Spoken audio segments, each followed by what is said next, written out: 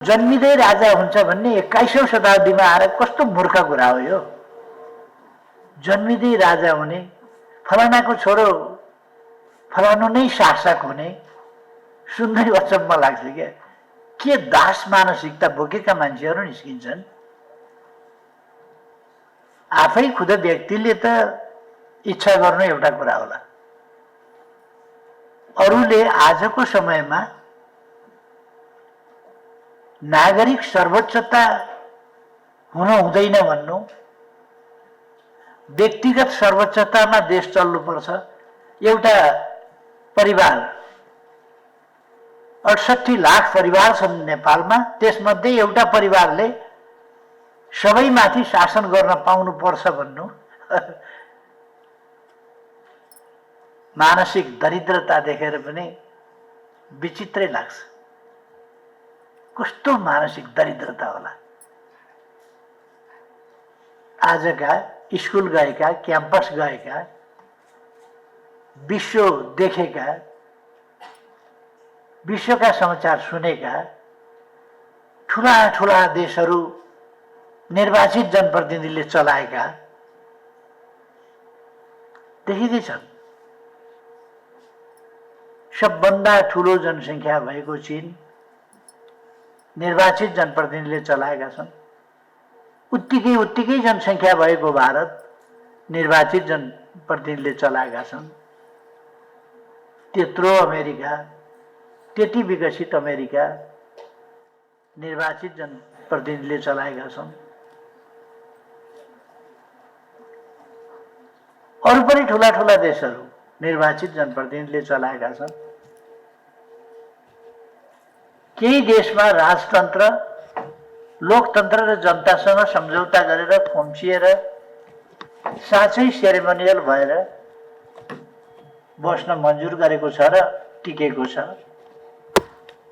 दुनियाँमा अन्यत्रबाट राजतन्त्रको औचित्य न वैज्ञानिकता न न्यायिकता, त्यसभित्र न्याय पनि छैन, वैज्ञानिकता पनि छैन, केही छैन। त्यस्तो अवस्थामा राजतन्त्रको माग लिएर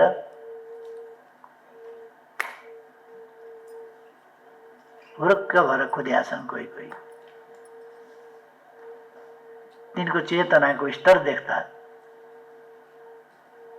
दया लागेर आउँछ। साँच्चै दया लाग्छ। कुन जमानामा छन् कठै भएर।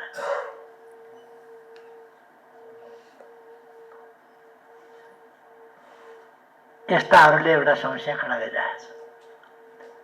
अर्को थरी मानव जातिले सामाजिक व्यवस्थापनका लागि समाजलाई कसरी समुचित व्यवस्थापन गर्ने भनेर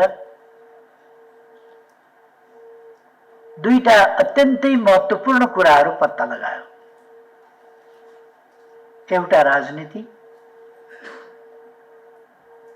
पछि आएर त्यो राजनीतिलाई समेट्न त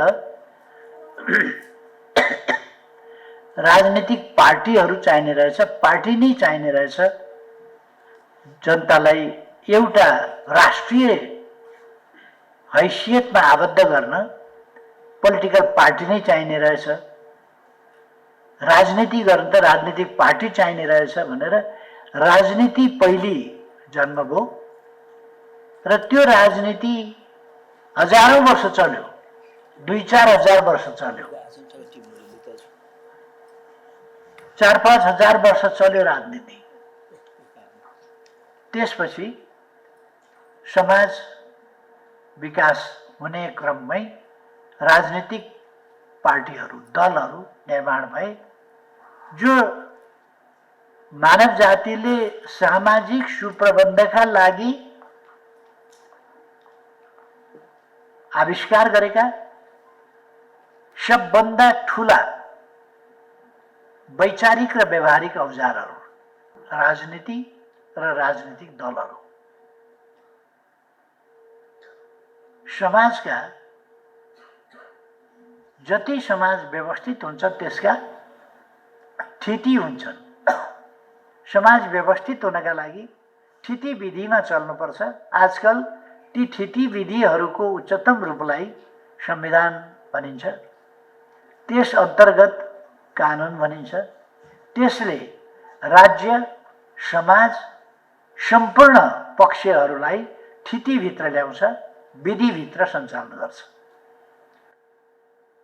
यो कामको चाँजो पाँजो राजनीतिक दलहरूले गर्छन्। राजनीतिक दलहरूभन्दा माथि आम जनता हुन्छन्। आम जनताले आफ्ना प्रतिनिधि छान्छन् र ती प्रतिनिधिहरू मार्फत राजनीतिक दल निर्माण हुन्छन्, राजनीतिक संस्थाहरू निर्माण हुन्छन्, राजकीय संस्थाहरू निर्माण हुन्छन्, जनप्रतिनिधि संस्थाहरू निर्माण हुन्छन्। तिनले चलाउँछन् विभिन्न प्रशासनिक लगायतका यो न्यायिक निकाय, प्रशासनिक निकाय,